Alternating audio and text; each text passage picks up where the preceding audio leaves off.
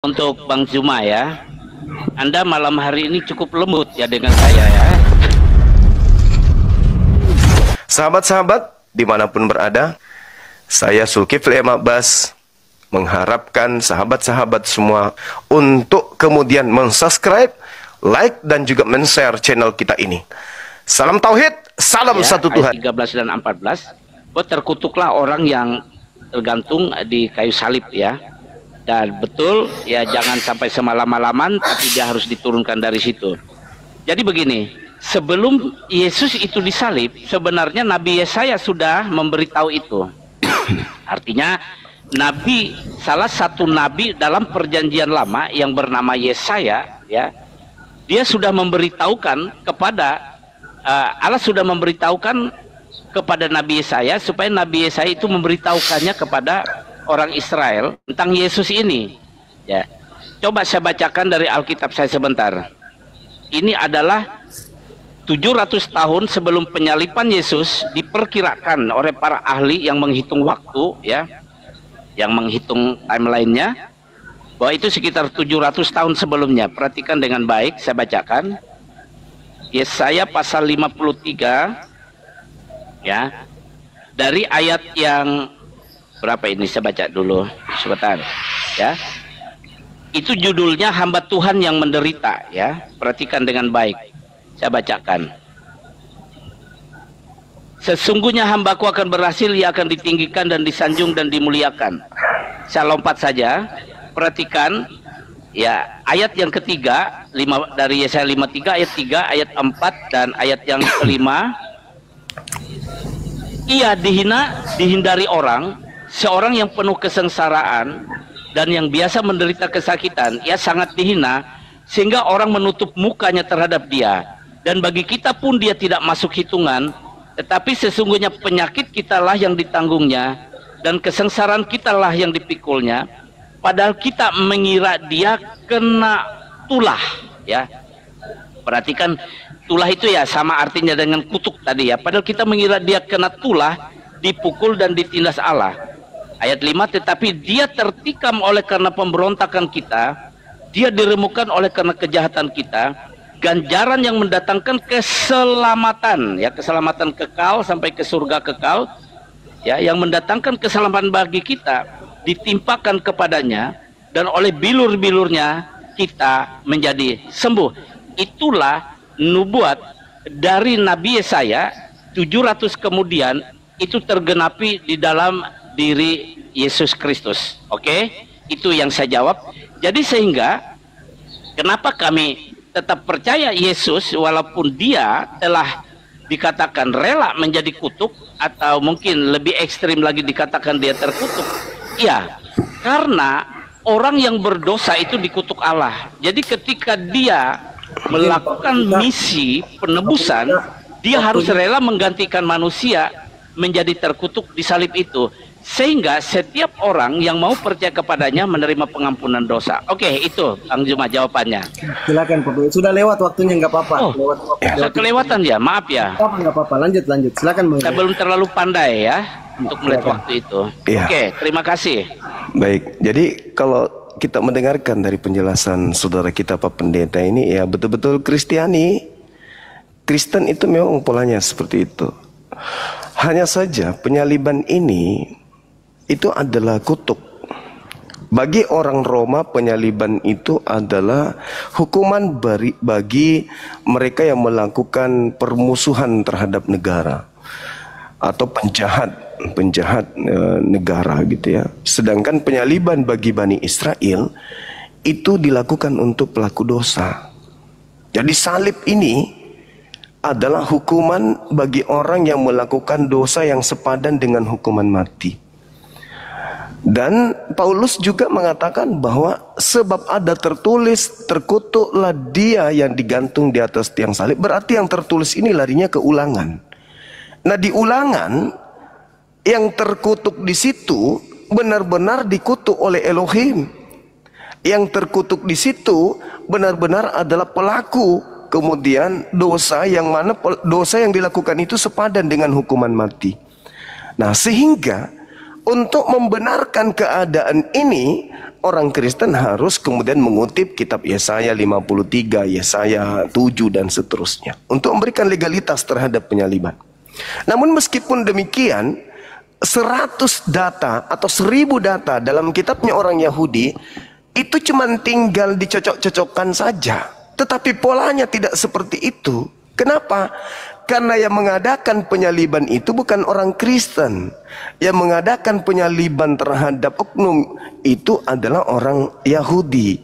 Apa yang melatar belakangi kemudian mereka menyalibkan oknum tersebut bukan karena dosa, bukan karena warisan yang diwariskan kemudian oleh Adam, bukan.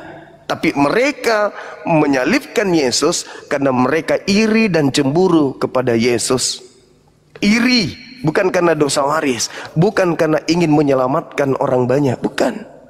Mereka berkongkok-kongkok ingin menyalibkan Yesus karena mereka takut bangsanya dirampas oleh Roma. Makanya mereka sepakat waktu itu, Yesus ini harus kita bunuh. Karena kalau kita tidak bunuh, maka bangsa kita akan dirampas oleh orang Roma. Itu terekam di dalam Yohanes 11 nomor 45 sampai nomor 57. Mereka sepakat membunuh Yesus karena mereka tidak ingin bangsanya dirampas oleh orang Roma. Jadi berbeda dengan konsep Kristen. Yesus disalib demi untuk dosa-dosa Kristen. Oh, itu nggak nyambung. Yang benar adalah Yesus disalib demi membebaskan mereka dari tekanan dan perampasan bangsa dari orang-orang Roma. Itu alasannya. Demikian. Pertanyaannya apa? Pertanyaannya, apakah kemudian salib itu berkat atau kutuk Elohim? Silakan. Baik. Apakah berkat? Bang Afida, barakallah. Atau kutuk? Ya, Elohim. Oke. Ya, disiapkan dulu datanya Pak Pendeta biar kalau sudah siap datanya saya jalankan waktunya. Silakan Pak Pendeta. Oke. Saya baca saja Yohanes 11:45 sampai 57 ya. Injil Yohanes maksudnya ya. Ya, ayat yang dikutip oleh Juma ya. Yohanes 11 oleh Gurunda ya, Gurunda Juma ya. Yohanes 11 45 57. 45 57. Yohanes 11 45 57. Bentar, saya baca dulu, saya buka dulu. Baik, saya bacakan. Persepakatan untuk membunuh Yesus agak panjang, tapi harus jelas kita dengar. Banyak di antara orang-orang Yahudi yang datang melawat Maria dan yang menyaksikan sendiri apa yang telah dibuat Yesus. Apa yang telah dibuat Yesus, percaya kepadanya. Tetapi ada yang pergi kepada orang-orang Farisi dan menceritakan kepada mereka apa yang telah dibuat Yesus itu. Lalu imam-imam kepala dan orang-orang Farisi memanggil mahkamah agama untuk berkumpul dan mereka berkata, apakah yang harus kita buat? Kita lompat saja biar cepat ya. Oke. Di mana ini? Dan bukan untuk bangsa itu saja, tapi oke. Mulai dari hari itu mereka sepakat untuk membunuh dia. Mulai dari ayat 53 saya baca. Mulai dari hari itu mereka sepakat untuk membunuh dia, yaitu Yesus. Karena itu Yesus tidak tampil lagi di muka umum di antara orang-orang Yahudi. Ia berangkat dari situ ke daerah dekat padang gurun, sebuah kota yang bernama Efraim, dan di situ ia tinggal bersama-sama muridnya. Pada waktu itu hari raya Paskah orang Yahudi sudah dekat, dan banyak orang dari negeri itu berangkat ke Yerusalem untuk menyucikan diri sebelum Paskah itu. Mereka mencari Yesus dan sambil berdiri di dalam bait Allah mereka berbincang, berkata seorang kepada yang lain, bagaimana pendapatmu, akan datang juga ia ke pesta? Sementara imam-imam kepala dan orang-orang Farisi telah memberikan perintah supaya setiap orang yang tahu di mana dia berada memberitahukannya agar mereka dapat menangkap dia. Baik. Pertanyaannya tadi, apakah salib berkat atau kutuk Elohim? Ya, perlu saya jelaskan Bang Zuma, setiap kami menjelaskan keberadaan Yesus dari sisi manapun, dari topik manapun, kami tidak lepas dari Alkitab. Jadi jika Anda berpendapat kami cocokologi, kami tidak cocokologi, kami Alkitabiah. Kami berdasarkan setiap ayat-ayat yang ada dalam Alkitab. Sebab jika kami lepas dari Alkitab, maka kami tidak Alkitabiah. Ya, itu untuk diketahui ya. Nah, oleh sebab itu, apapun yang saya sampaikan untuk menjelaskan mengenai penyaliban Yesus, ya, yang menjadi topik kita malam ini, baik dari Ulangan 21, 22, 23, dari Galatia 3, 13, 14, dari Yesaya pasal 53 ayat 3 dan selanjutnya, itu karena memang bagian dari, ya, fondasi atau fundamen iman Kristen, ya, untuk membangun iman kami. Jadi, ya, kalau Anda berpendapat kami cocokologi, sekali lagi saya katakan kami tidak cocokologi, kami Alkitabiah. Baik, kembali ke kondisi Yesus, ya. Ada dua versi yang diperhadapkan bagi kita dalam Alkitab, ya. Ada kepentingan-kepentingan. Yesus ini, ya, di dalam diri Yesus, di dalam misi Yesus itu, dia membawa kepentingan surga, kepentingan Allah atau kepentingan secara ilahi. Nah, sementara ketika Yesus ada di muka bumi, ya, Yerusalem dan orang Israel itu di bawah jajahan kerajaan Romawi. Oleh sebab itu kerajaan Romawi ini datang dengan kepentingan politiknya. Jadi jika tadi Anda berkata bahwa dia disalibkan karena orang iri, orang dengki, takut nanti, ya, ketika orang Israel percaya kepada Yesus, sementara Yesus ini semakin terkenal, semakin populer, jangan-jangan orang Romawi akhirnya akan menekan orang-orang Yahudi, akan apa itu namanya, membuat suatu tindakan terhadap orang Yahudi. Oleh sebab itu mereka memilih membunuh Yesus itu karena politik. Tapi secara ilahi, kematian Yesus disalib itu untuk menebus manusia dari dosa. Dia rela menjadi kutuk menggantikan manusia yang berdosa itu terkutuk. Izin, Nah, Pak Pendeta. apakah salib Yesus itu jadi berkat atau kutuk? Jadi berkat bagi kami. Terima kasih. Bahkan bagi setiap orang yang percaya. Mantap, mantap. Iya. Cepat waktu ya. Ya. Udah lewat lama, nggak apa-apa. Lanjut dulu. Sudah selesai waktu. Oke, thank you. Iya, baik. Yang saya tahu di dalam surah Paulus itu 1 Korintus 1 nomor 23, di situ dikatakan salib bagi orang Yahudi itu adalah batu sandungan dan bagi non-Yahudi itu adalah satu kebodohan. Di data Yohanes 11, tepatnya di data nomor 51, di situ dikata Yohanes 11 yang tadi yang 51 nomor 51-nya, di situ kayak apa, sebagai imam kepala yang bernubuat tahun itu juga bahwa Yesus harus mati untuk bangsa Israel.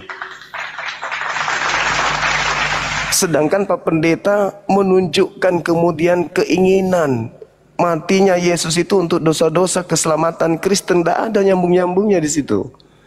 Itu pola yang dibangun oleh Kristen sendiri.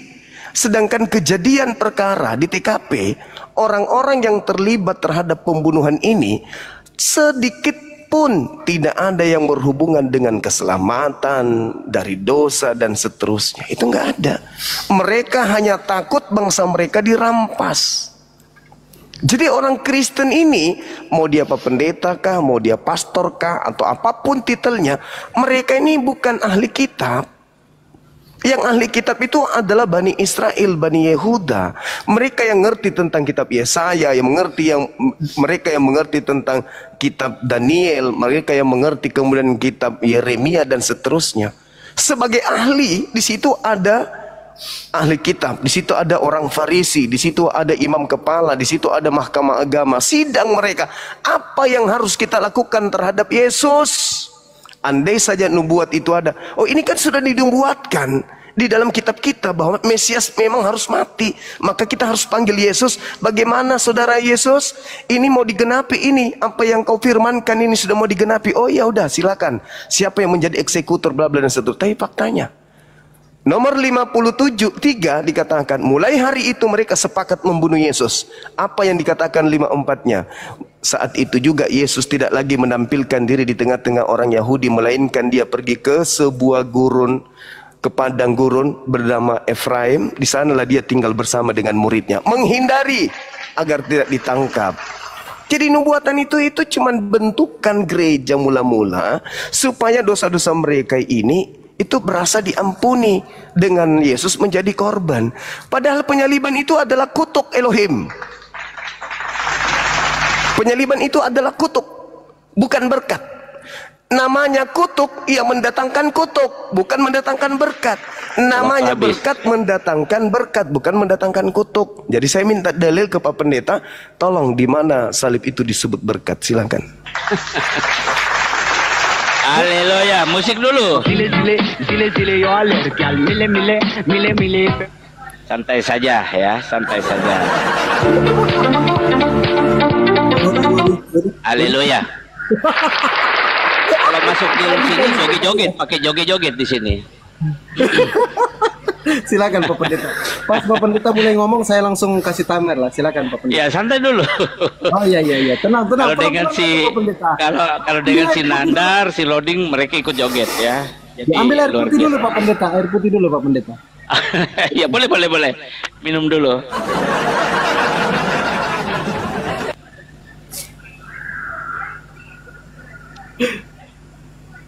Iya. Kayaknya saya langsung ke inti pertanyaan saja sebentar. Langsung. Oke.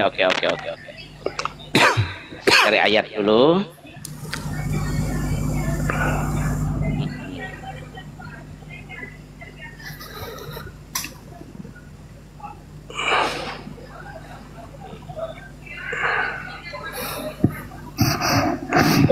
Saya mau jawab ini.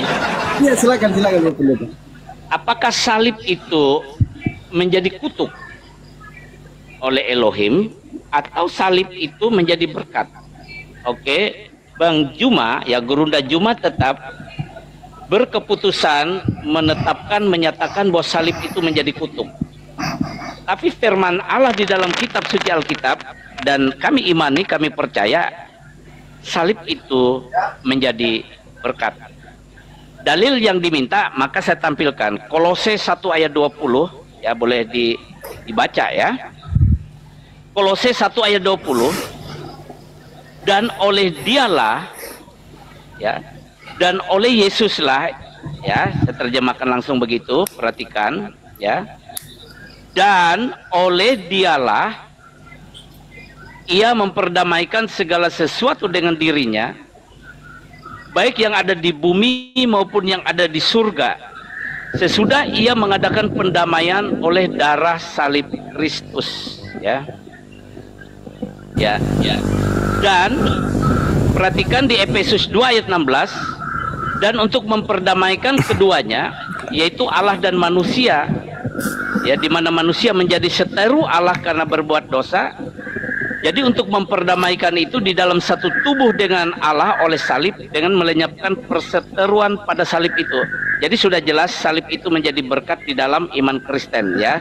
Gurunda Juma. Baik, masih ada waktu 01 dan 6. Imam besar, ya, imam besar berkata hal ini dikatakan bukan dari dirinya sendiri. Artinya imam besar ini mendapat pengertian, ya, pengertian yang diberikan oleh Allah melalui Roh Kudus. Meskipun imam besar berbicara waktu itu, imam besar ini adalah representasi atau yang mewakili atau yang memimpin pemimpin umat Yahudi yang berpegangan kepada Taurat Musa. Nah, di dalam Injil Yohanes 1 ayat 17, hukum Taurat itu dibawa oleh Musa. Sedangkan kasih karunia dan kebenaran datang oleh Yesus Kristus. Artinya, ketika Yesus memberitakan Injil, sebenarnya hukum Taurat ini sudah selesai. Ya, sudah selesai. Yang Allah inginkan bahwa orang-orang Yahudi tidak lagi memakai hukum Taurat, tapi pindah kepada hukum Kristus. Dari perjanjian lama ke perjanjian baru. Sehingga orang Yahudi lebih mendengarkan imam besar, itu betul. Karena memang mereka menolak Kristus itu Mesias. Mereka menolak Yesus itu datang sebagai Mesias, sebagai juru selamat. Ya. Kemudian Yesus dikatakan hanya untuk orang Yahudi. Oke, untuk diri Yesus, dia hanya di dalam kemanusiaannya, dia hanya dia hanya datang kepada orang-orang Yahudi yang tinggal di Yerusalem dan sekitarnya. Baik, Pak Pendeta izin, waktunya habis Pak Pendeta. Gini Pak Habis Pendeta. Ya, habis waktunya. Jadi 0259. Lengket Enggak, itu ini- waktunya. Saya enggak, pikir ini- masih. udah selesai Pak Pendeta, makanya diperhatikan. Jadi izin Pak Pendeta ya, Siap. biar lebih efektif diskusinya. Saran saya sebagai moderator Pak Pendeta, lebih baik kita tiktokan aja apa yang ditanyakan Bang Zuma, mungkin setelah Oh, Pak begitu. Pendeta satu dalil ditanggapi lagi oleh Bang Zuma supaya tidak Pak Pendeta kehabisan waktu terus untuk Oh ya, menjawab. boleh. Nah, Boleh. biar kita juga dapat poinnya Pak Pendeta. Yang Siap. menyimak di bawah dapat poin, yang teman-teman Kristen maupun Muslim dapat poin. Gitu Pak Pendeta. Ya. Baik, Silakan, Bang Zuma. silakan apresiasi buat moderator dulu.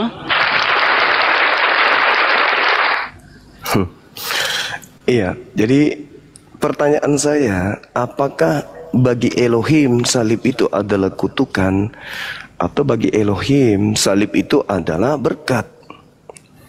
Itu pertanyaan saya, karena hanya orang Kristen yang menjadikan korban yang ada di atas salib ini sebagai sembahan. Sedangkan pola yang ada, orang yang disalib itu adalah pelaku maksiat, pelaku dosa yang dikutuk oleh Elohim. Itu oknum yang disalib. Kemudian saudara pendeta membawa Kolose. Kolose itu surat Paulus yang ditujukan kepada jemaat yang ada di kota kuno Frigia. Di sana jelas Frigia ini adalah bagian utara Laodikia. Itu bukan untuk orang Indonesia, tetapi surat Paulus yang khusus untuk orang yang ada kemudian di utara Laodikia, Kolose ini. Dan yang saya minta ini adalah terkait Tuhan. Apakah salib atau oknum yang disalib ini adalah oknum yang diberkati atau justru oknum yang dikutuk? Itu pertanyaan saya Pak Pendeta. Sehingga berujung kepada keadaan bahwa penyaliban itu adalah mendatangkan kebaikan, mendatangkan kesucian, mendatangkan kebenaran, mendatangkan keselamatan. Tapi dalil, di mana itu kami bisa temukan dalilnya? Penyaliban itu penghinaan, penyaliban itu kehinaan, bukan sebuah kemuliaan, bukan sebuah keselamatan. Oknum yang disalib itu adalah pelaku maksiat, yang mana kemaksiatannya itu sepadan dengan hukuman mati. Sehingga orang yang dihukum karena kemaksiatan ini adalah orang yang dikutuk oleh Elohim. Bagaimana mungkin oknum terkutuk bisa menyelamatkan?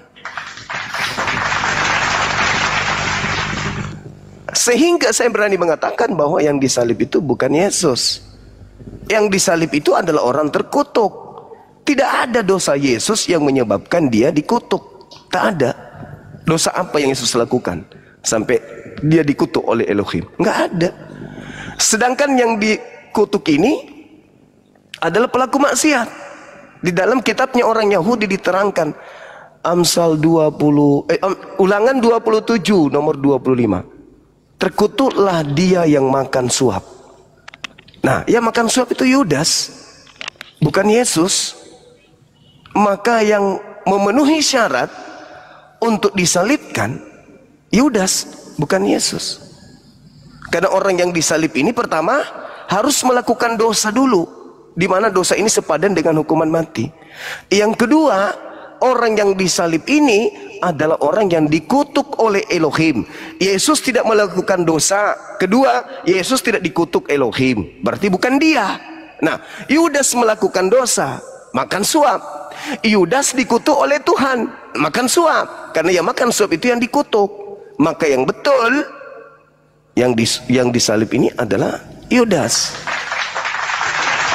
Kecuali Pak Pendeta bisa menunjukkan ada dalil bahwa Tuhan kemudian memberi berkat kepada orang yang dikutuknya sendiri. Silakan. Haleluya, darah Yesus berkuasa.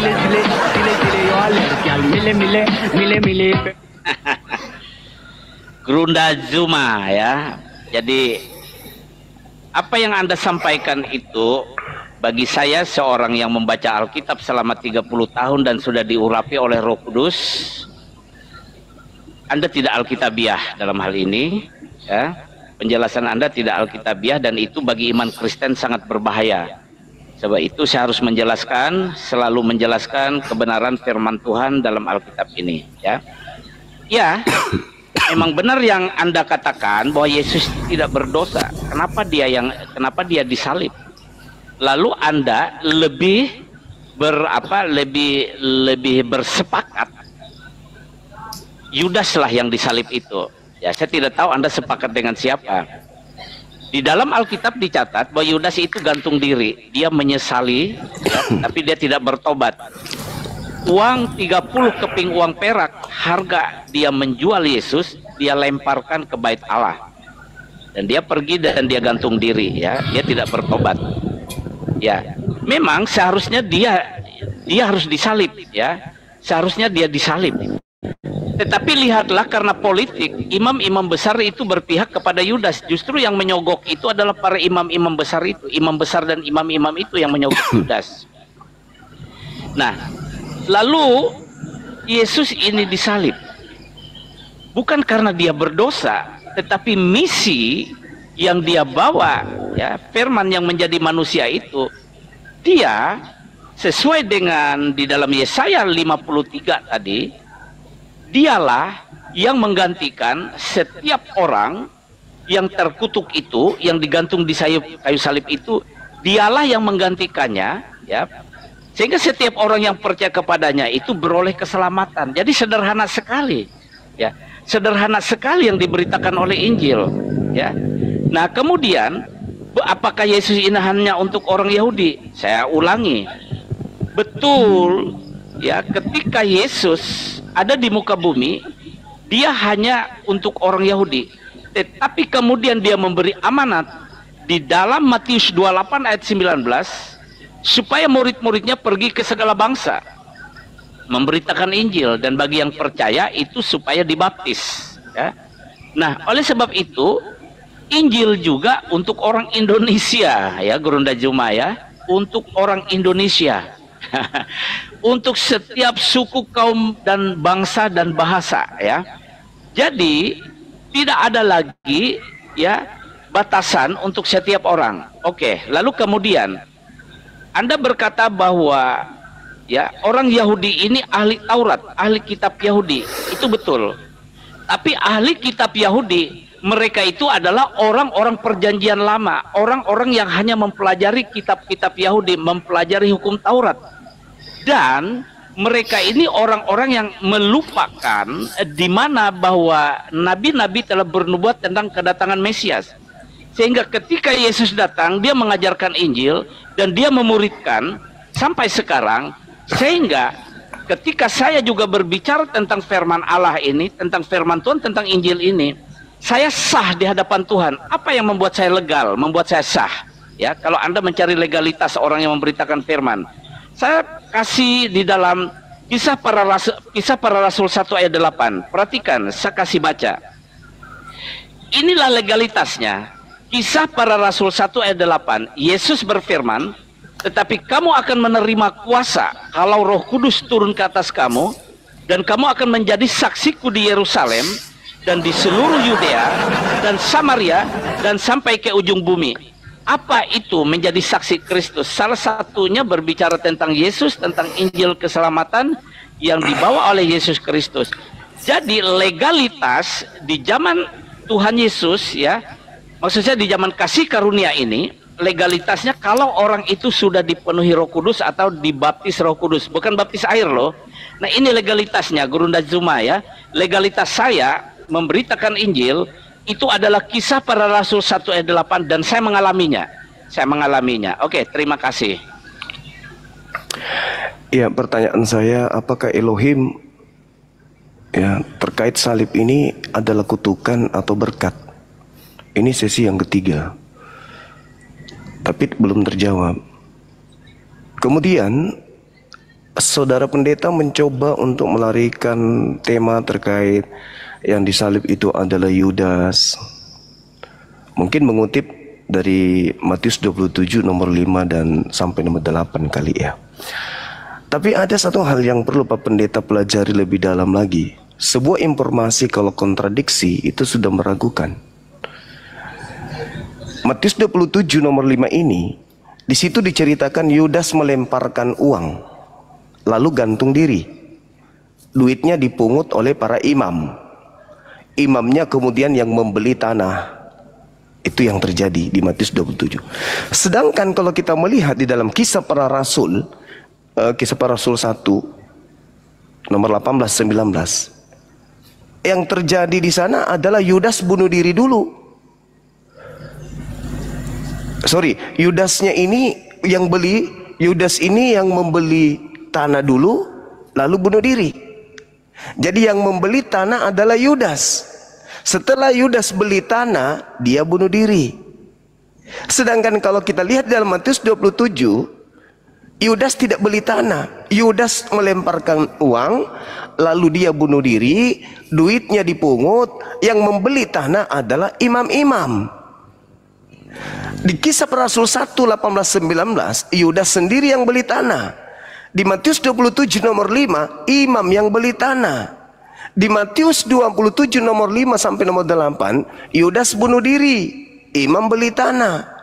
Di Kisah Para Rasul 1, 18-19, Yudasnya beli tanah, lalu bunuh diri. Kontradiksi. Jadi itu tertolak demi ilmu. Itu tertolak demi ilmu. Demi ilmu. Iya, harus. Kecuali kita ingin gila permanen.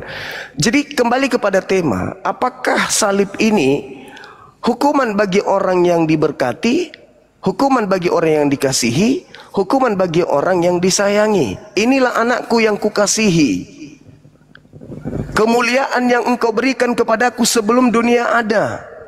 Yohanes 17, Yohanes 1 nomor 14, kemuliaan yang Tuhan berikan kepada Yesus. Apakah yang disalib ini orang yang dimuliakan Tuhan, atau yang disalib ini adalah orang yang dikutuk Tuhan? Itu Pak Pendeta. Pertanyaan saya ini yang keempat kalinya saya ulang. Apakah yang disalib ini orang yang dikutuk? Apakah yang disalib ini orang yang diberkati atau orang yang dimuliakan? Kalau yang disalib ini adalah orang yang dikutuk Tuhan, maka yang disalib Yudas. Tapi kalau yang dikutuk ini adalah orang yang dimuliakan Tuhan, berarti yang disalib ini adalah Yesus. Sederhana kok itu. Jangan egosentris dulu, jangan ego beragama dulu.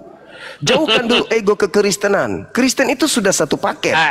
1 Korintus, narasi yang begitu dibuang aja. Narasi-narasi begitu dibuang. Ya, 1 Korintus 1 nomor 23. Tidak perlu narasi-narasi sampingan, tuh tidak perlu. Langsung aja ke poin. 1 Korintus 1 nomor 23, salib itu adalah kebodohan bagi Kristen. Itu fakta, itu dalil. Jadi kalau kita berbicara mengenai ilmu tentang penyaliban, Kristen tidak akan pernah sampai naik level, tetap pada tataran kebodohan. Ini pertanyaan keempat, Pak Pendeta. Ini keempat. Banyak sekali pertanyaannya. Pertanyaan cuma satu. Apakah orang yang disalib ini orang yang dikutuk Tuhan, atau yang disalib ini adalah orang yang dimuliakan Tuhan? Jawaban saudara silakan. Oke, kita buka Galatia 3:13. Saya langsung ke poin aja. Semoga Anda dapat menangkap dengan baik pesan ini ya. Perhatikan baik-baik, saya akan jelaskan. Sebentar, saya cari dulu ayatnya ini. Oke. Galatia 3:13 untuk menjawabnya. 13 dan 14. Saya baca dulu. Kristus telah menebus kita dari kutuk hukum Taurat dengan jalan menjadi kutuk karena kita. Sebab ada tertulis, terkutuklah orang yang digantung pada kayu salib. Yesus Kristus telah membuat ini supaya di dalam Dia berkat Abraham sampai bangsa-bangsa lain, sehingga oleh imam kita menerima roh, oleh iman kita menerima roh yang telah dijanjikan. Baik, saya jelaskan. Pertanyaan Gruda Zuma yang menanyakan apakah orang yang disalib ini orang yang diberkati atau orang yang dikutuk? Baik. Yang disalib itu adalah orang yang dikutuk. Tangkap baik ya. Seharusnya Yudas di situ. Seharusnya Yudas di situ. Tetapi lihatlah, Yesus ini mau menjadi kutuk. Perhatikan, mau menjadi kutuk. Ya, Galatia 3 ayat 13 berkata, ya, dengan jalan menjadi kutuk, karena hanya jalan begitu untuk menebus orang berdosa. Perhatikan dengan baik. Dosa apa? Dosa kutuk. Kutuk apa? Kutuk hukum Taurat. Kenapa ada kutuk hukum Taurat? Karena pelanggaran terhadap firman Allah, ya, yang ada di dalam hukum Taurat itu, karena hukum Taurat juga adalah hukum Allah, hukum Kristus adalah hukum Allah. Di perjanjian lama itu hukum Taurat adalah hukum Allah, itu dilanggar. Sehingga orang-orang yang melanggar itu terkutuk. Tapi Allah mau menyelamatkan orang-orang yang terkutuk ini dengan cara, ya, anak yang ia kasihi, yang ia berkati, yang kepadanya dia berkenan, Bapa berkenan, itu, ya, diberikannya suatu mandat atau suatu misi untuk penebusan dosa dalam tubuh manusianya. Oleh sebab itu ia mau menjadi kutuk, ya, tapi bukan terkutuk. Nah, ini harus dipahami, ya. Terkutuk dan mau menjadi kutuk adalah dua kalimat yang berbeda. Dan ini tidak hanya karena ayat ini, tapi kalau kita lihat dari perjanjian baru, dari perjanjian lama sampai perjanjian baru tentang Mesias, tentang Kristus ini, ya, seperti yang sudah dibacakan tentang Yesaya, dia katakan dia tertikam karena pemberontakan kita, pemberontakan orang Israel. Tapi ketika dia datang kepada orang Israel, ya, kebanyakan orang Israel, orang Yahudi menolak dia, ya. Nah, oleh sebab itu siapa yang percaya kepadanya maka dibebaskan dari kutuk, ya, karena Yesus sudah rela menjadi kutuk. Itu maksudnya. Jadi pertanyaan, ya, dari Guru Dasuma sudah saya jawab, bukan belum dijawab, sudah saya jawab, ya. Oke, terima kasih. Oke. Kita mendengarkan saudara-saudara sekalian jawaban dari Pak Pendeta ini, ya, yang kita hormati. Dia katakan bahwa yang disalib itu adalah orang yang dikutuk Elohim. Sekarang, apakah Yesus yang dikutuk oleh Elohim? Karena Paulus sedang mengutip Ulangan 21, 22, 23 ini, dia mendudukkan Yesus sebagai orang yang dikutuk Elohim, bukan orang yang sedang menanggung kutuk, bukan kutuk orang lain, bukan, tetapi dia sendiri yang kemudian melakukan kemaksiatan yang sepadan dengan hukuman mati, sehingga Tuhan mengutuknya. Tidak ada kaidah di dalam kitabnya orang Yahudi, keyakinan orang Yahudi, secara ritual atau secara tradisi budaya, di mana mereka mengorbankan manusia demi dosa-dosa mereka. Itu nggak ada. Itu hanya pelintiran orang-orang Kristen yang menginginkan dosa mereka ditanggung sama Kristus. Jadi kalau saudara sudah mengakui bahwa yang disalib itu adalah orang yang dikutuk oleh Elohim, ingat, Kristen itu datang belakangan. Ketika Yesus mengajarkan tentang Injil Kerajaan Tuhan kepada Bani Israel, Kristen belum ada. Pendeta, pastor itu belum ada. Yesus berpesan kepada Kristus palsu. Jadi kalau saudara mengatakan yang dikutuk oleh Elohim di atas tiang salib itu adalah Kristus, sesuai dengan Galatia 3 nomor 13, maka kita sepakat Kristus yang dimaksud itu adalah Kristus palsu, yang Yesus nubuatkan di dalam Matius 24 nomor 24 sebagai penyesat. Dan itu adalah tanda atau simbol untuk angkatan jahat. Yesus menerangkan di dalam Matius 12 nomor 38, orang Farisi minta satu tanda dan tidak akan diberikan satu tanda kecuali tanda Yunus. Sebab Yunus 3 hari 3 malam dalam perut ikan, demikian juga anak manusia, Yudas anak manusia, akan berada dalam perut bumi, dalam kubur selama 3 hari 3 malam. Hari ketiga dia akan bangkit dari kubur. Dan itu adalah tanda untuk angkatan jahat. Jadi Yesus mengatakan, waspadalah kepada penyesat yang datang kepadamu dengan memakai namaku Kristus. Dia akan menyesatkan banyak orang. Jadi kalau pendeta hari ini, wahai saudara-saudaraku Kristen dimanapun kalian berada, beliau sudah mengakui bahwa oknum yang disalib ini adalah oknum yang dikutuk oleh Elohim. Yakin dan percaya itu bukan anak Maria, tetapi itu adalah iblis yang ngaku-ngaku Yesus. Kecuali Pak Pendeta bisa menunjukkan kepada saya Yesus pernah melakukan dosa yang sepadan dengan hukuman mati sehingga Tuhan mengutuknya. Selama Pak Pendeta tidak bisa menunjukkan itu, maka yang dikutuk ini sepakat kita, Yesus namanya, Kristus gelarnya, tapi itu adalah sang penyesat, Sibilisisis. Demikian. Anda lihai sekali mempelintir ayat-ayat Alkitab dan Anda sangat terkenal adalah tukang pelintir ayat Alkitab. Ini netizen yang di bawah yang mengatakan ya. Jadi Anda mendapat predikat mempelintir ayat Alkitab ya, itu netizen yang mengatakan. Saya berkata tadi yang digantung di salib itu adalah orang yang terkutuk. Tapi mengenai Yesus dia rela menjadi kutuk, ya. Perhatikan, ya, di dalam Yesaya 53, perhatikan dengan baik. Tetapi sesungguhnya penyakit kitalah yang ditanggungnya dan kesengsaraan kitalah yang dipikulnya. Padahal, perhatikan, padahal kita mengira dia kena tulah, dipukul dan ditindas Allah.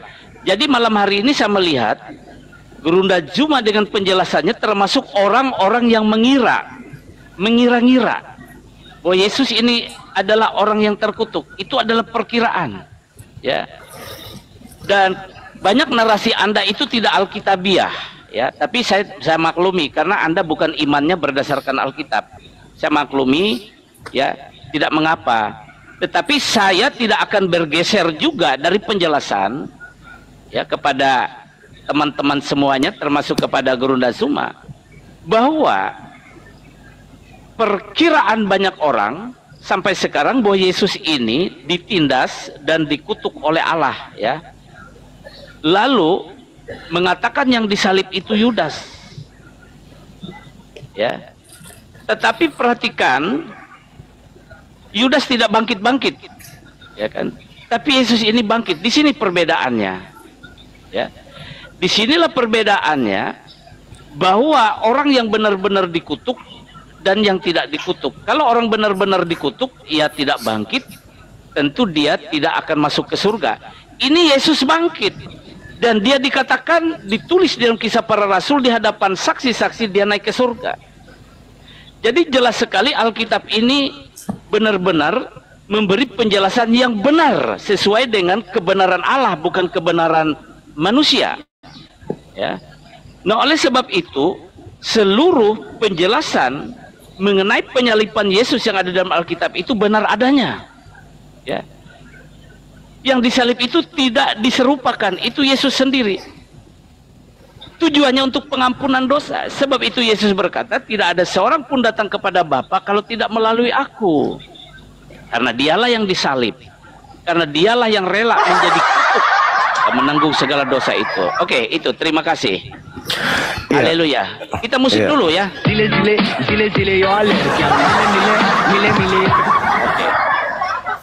Jadi saudara-saudara, dari penjelasan Pak Pendeta dan cara merangkai materi, saya katakan pendeta kita ini masih butuh waktu kurang lebih 100 tahun untuk belajar Bible. Joget dulu.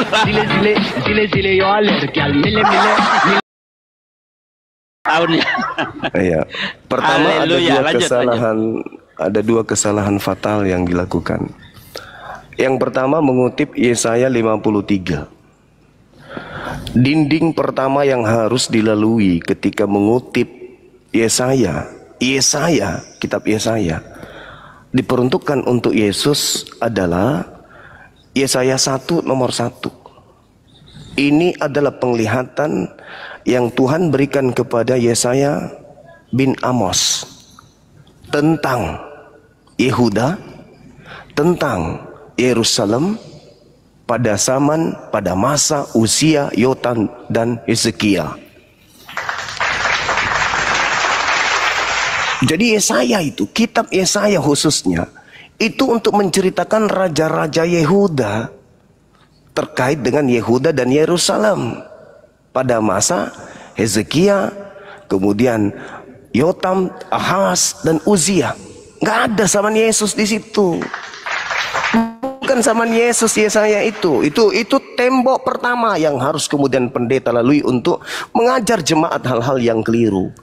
Tembok yang kedua yang harus dilalui adalah orang Farisi, ahli Taurat, kemudian imam kepala, mahkamah agama. 4 komponen terkuat pada masanya ini yang harus dilalui oleh pendeta yang muncul belakangan. Bahwa ketika Yesus mereka ingin salibkan, tidak ada yang mengutip Yesaya. Malah pembunuhan yang terjadi terhadap Yesus adalah nubuat yang dikarang-karang tahun itu juga. Tadi saya sudah menunjukkan Yohanes 11 nomor 51. Imam kepala tahun itu juga bernubuat bahwa Yesus harus mati tahun ini juga demi bangsa kita. Kalau ini dua-dua tembok ini sudah diseberangi, sudah didobrak oleh seorang pendeta, baru hebat. Kalau belum, harus belajar memplesetkan Bible dulu selama kurang lebih 100 tahun baru hadapi Bang Zuma. Ya, itu fakta, Pak. Itu fakta. Ketika saudara pendeta mengatakan yang dikutuk ini, yang disalib ini adalah oknum yang dikutuk, Anda memelintir. Menerima kutuk dengan yang dikutuk itu sama. Anda sedang ingin mengatakan Paulus itu pendusta. Paulus sendiri yang mengutip data. Paulus yang membocorkan, Paulus yang menjerat dirinya sendiri dengan mengutip Ulangan 21. Nomor 22, nomor 23. Dengan dia mengutip data di dalam Ulangan 21, 22, 23. Itu sama dengan dia sedang menyamakan Yesus itu dengan seorang perompak, dengan seorang penjahat kelas kakap yang dosanya harus seimbang dengan hukuman mati, di mana dia mati karena dikutuk oleh Elohim. Tidak ada di situ, Pak, karena dia menanggung kutuk, atau dia kemudian ingin menebus dosa, atau karena dia ingin menyelamatkan orang-orang Kristen. Itu tak ada.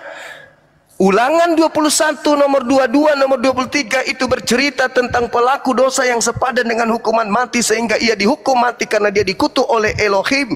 Jangankan oknumnya, mayatnya pun menjijikkan sampai mayatnya tidak boleh menyentuh tanah. Silakan dengan pola kekristenan Anda jual Yesus, silakan Anda jual. Tapi ingat sekali lagi, jangan saudara pendeta menjilat ludah yang Anda sudah buang, bahwa yang disalib itu adalah orang yang dikutuk oleh Elohim. Kami umat Islam, jangankan kemudian manusia yang dikutuk, malaikat yang dikutuk aja kami nggak mau sembah, apalagi makhluk yang dikutuk oleh Elohim. Ingat, makhluk yang dikutuk oleh Elohim itu adalah sibilisisis, iblis. Dan Yesus mengatakan bahwa kebangkitan hari ketiga itu adalah tanda untuk angkatan jahat. Ya, terima kasih kalau Anda sudah mengakui bahwa Anda adalah pengikut angkatan jahat. Saya kira begitu, Pak Pendeta. Tapi apresiasi dulu. Zile yo.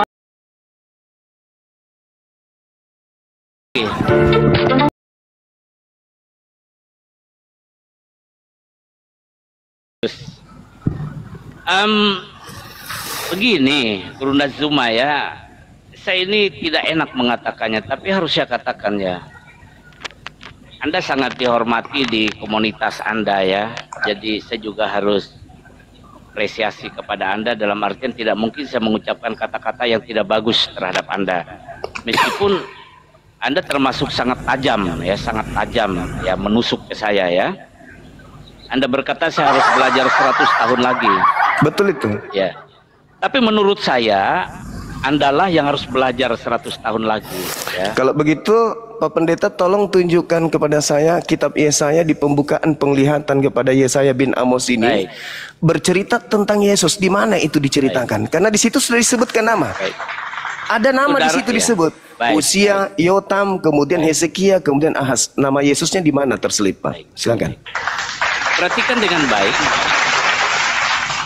apa yang diminta oleh Zuma. Saya akan kasih tahu ya, Yesaya 1 ayat 1. Penglihatan yang telah dilihat Yesaya bin Amos tentang Yehuda dan Yerusalem dalam zaman Usia, Yotam, Ahaz dan Hizkia, raja-raja Yehuda. Perhatikan dengan baik, perhatikan dengan baik. Itu sebab saya katakan ya, Gurunda Zuma harus belajar Alkitab 100 tahun lagi ya. Karena satu, Gurunda Zuma tidak memahami timeline, tidak memahami rentang waktu dalam setiap peristiwa ya. rentang waktu dalam setiap peristiwa itu sebenarnya runtut, berurutan, tidak tumpang tindih, bolak-balik. Itu satu. Jadi saya harus kasih tahu, meskipun tidak enak ini, ya dengan apresiasi saya katakan Bang Zuma tidak tepat di dalam timeline, ya, di dalam rentang waktu yang bercerita tentang waktu dan konteks dan peristiwa dalam Alkitab. Kemudian ketika Yesaya berkata di dalam Yesaya pasal 1 ayat 1, penglihatan yang telah dilihat Yesaya bin Amos tentang Yehuda dan Yerusalem, tahukah Gurunda Zuma, ketika Yesaya mendapat penglihatan, mendapat pewahyuan tentang Yehuda dan Yerusalem, dia melihat sesuatu yang akan terjadi ke depan di Yehuda dan di Yerusalem. Dan dia akan melihat di wilayah Yehuda itu, di Bethlehem itulah Kristus lahir, dan ia melihat di Yerusalem dan di sekitar Yerusalem itulah Yesus diadili dan kemudian dia disalibkan. Jadi walaupun Yesaya tidak menyebut nama Yesus di dalam Yesaya pasal 1 ayat 1 ini, tapi kejadian-kejadian di masa yang akan datang di Yehuda dan di seluruh Yerusalem itu Yesaya sudah melihat, mendapat pewahyuan dari Allah, sehingga dia bernubuat menceritakannya, sehingga sampailah kita kepada yang namanya Yesaya pasal 9 ayat 5. Sebab seorang anak telah lahir untuk kita, seorang putra telah diberikan untuk kita, lambang pemerintahan ada di atas bahunya, dan namanya disebutkan orang penasihat ajaib, Allah yang perkasa, Bapa yang kekal, Raja damai. Nah, itulah Yesus. Bentar, baterai saya lobet. Izin Pak Pendeta, ya. Sebentar. Iya. Belum selesai saya. Iya, Saya juga ada laporan ini, teman-teman, diperkuat Komal kita. Saya salah. Belum selesai saya, belum selesai. Sebentar. Silakan Ini Pak, lobet karangannya saya. lanjut lagi. Anda jangan bilang saya mengarang, saya Alkitabiah, ya, Gurunda Zuma. Saya sangat Alkitabiah. Anda bersyukur bisa ketemu saya di room ini, ya. Anda bersyukur, ya. Karena saya menjelaskan Alkitabiah. Jadi wawasan Anda bertambah tentang Alkitab, ya. Ya. Nah, jadi ketika Nabi Yesaya bin Amos berbicara tentang Yehuda, berbicara tentang Yerusalem, itu juga sudah melihat juga peristiwa yang akan terjadi ke depan, apa yang terjadi di wilayah Yehuda dan di Yerusalem sekitarnya. Salah satunya adalah kelahiran, kematian, kebangkitan Kristus, ya, penyalipan Yesus. Itu sudah dia lihat, makanya dia berbicara, bernubuat di dalam Yesaya 9 tadi, bahkan di dalam Yesaya 53. Oke, terima kasih. Ini begini saudara, saya sedikit lengah sehingga baterai saya itu sisa 16. Ini di bawah standar sekali. Ya, jadi bagaimana ini, ya? Ya udah, dari Pak Pendeta aja, mau rehat dulu kan, nanti lagi dilanjut, nggak apa-apa, santai aja Pak Pendeta. Iya, mungkin saya harus Saya tadi dulu, mulai ini dari butuh angka waktu. 8. Baterai saya tadi angka 8. Saya sudah laporan sama Dinda Fandi, di sini mati lampu baru nyala, baru 8%. Oh, begitu ya. Iya. Sekarang alhamdulillah sudah 49%. Sambil ngecas saya. Ini saya semakin Jadi, turun nih, 15. Aduh. Ini radiasi ya. Sebelum innalillah, saya ingin menjelaskan yang tadi, Pak Pendeta, boleh? Silakan. Oke. Ya, closing aja, silakan Bang Zuma. Ya. Jadi closing tidak, dulu biar kita rehat dulu nih. Saya Iya. takut ada masalah kalau dipaksakan HP-nya. ya, jadi tidak ada di antara 4 raja-raja Yehuda yang disebutkan yang hidup sesama dengan Yesus. Jadi penglihatan Yesaya bin Amos tentang Yerusalem dan Yehuda pada masa dalam zaman bukan dalam zaman Yesus.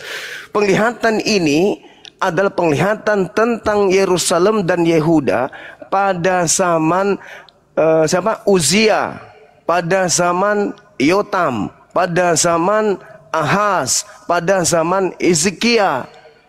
Tidak ada zaman Yesus. Penglihatan ini, jadi Yesaya 1 itu, Pak Pendeta, sampai kepada Yesaya 66 itu hanya bercerita zaman Usia, zaman Yotam, zaman Ahaz, zaman Hezekia. Tidak ada zaman Yesus. Alamak, tolonglah belajar lagi lah. Jangan mempermalukan jemaat Pak Pendeta. Itu dalil loh. Oke dulu kalau gitu.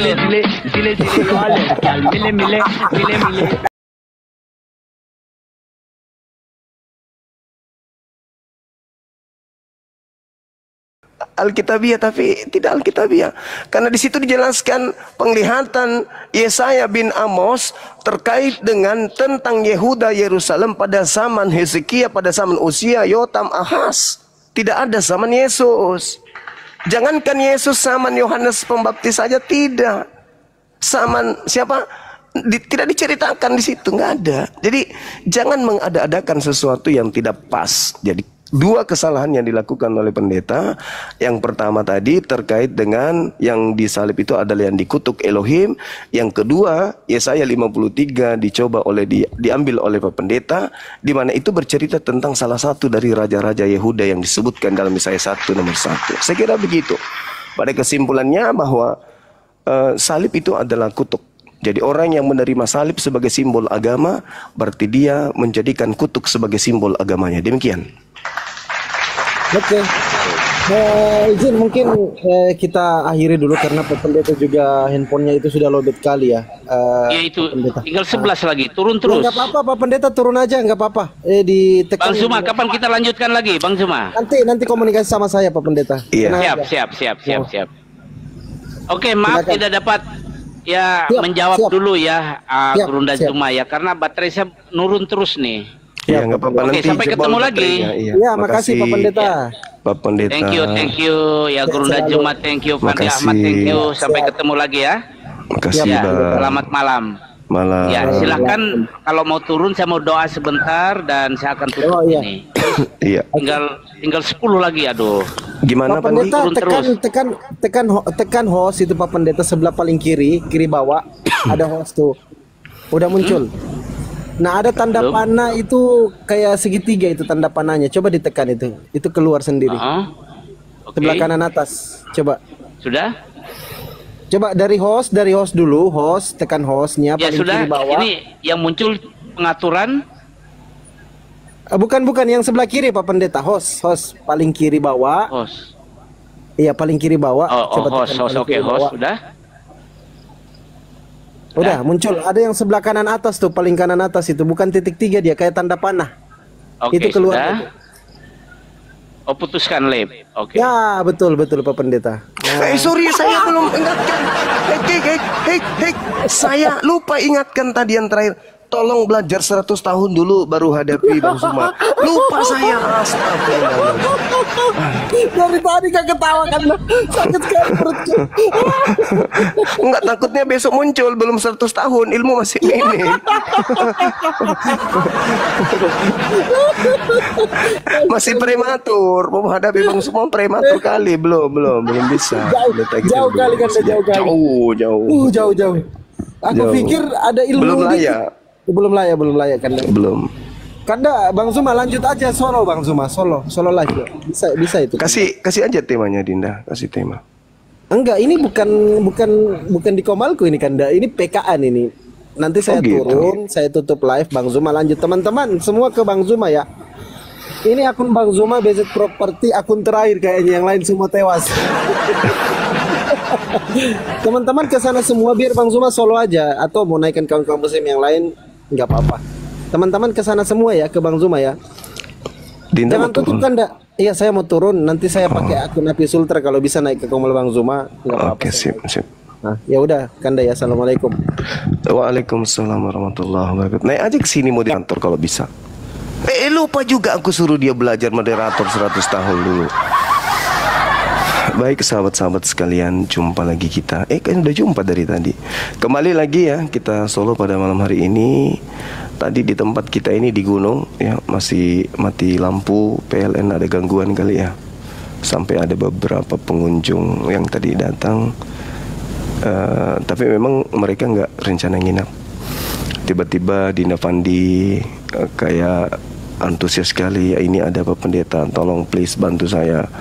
Pendetanya nantang Bang Zuma, dibilang oh, iya silakan aja, tapi nanti setelah lampu nyala, alhamdulillah PLN sudah nyala, ya kita hadapi dia pendetanya. Ternyata double kosong. Dia cuman hebat joget-joget ajanya. Musik, dia ngandalin musik. Oke, sahabat, di YouTube juga Masya Allah, terima kasih banyak yang di YouTube, ada 2000 lebih yang nonton. Mudah-mudahan bisa memberikan edukasi, di-share kepada teman-teman kita Kristen ya, yang berteman kantor, di kantornya ada teman Kristennya atau ada yang kemudian ini, silakan di-share ke mereka. Mudah-mudahan mereka bisa mendapat pelajaran bahwa selevel pendeta aja modelnya kayak gitu diskusi ya. Maksudnya nihil ilmu. Nihil ilmu. Kita bikin tema dulu.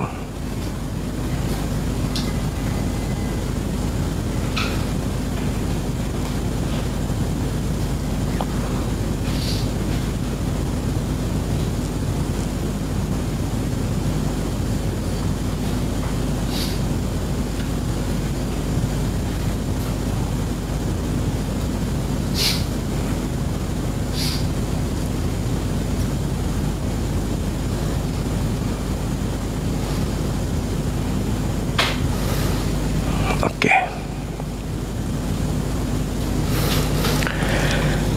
Silakan kalau ada Oten di bawah yang ingin berdiskusi, kita naikkan teman-teman kita yang ingin berdiskusi ya. Ada moderator kita yang cantik. Ada Bang Handi. Minta permintaan Bang Handi teman. Kita naikkan dulu ya.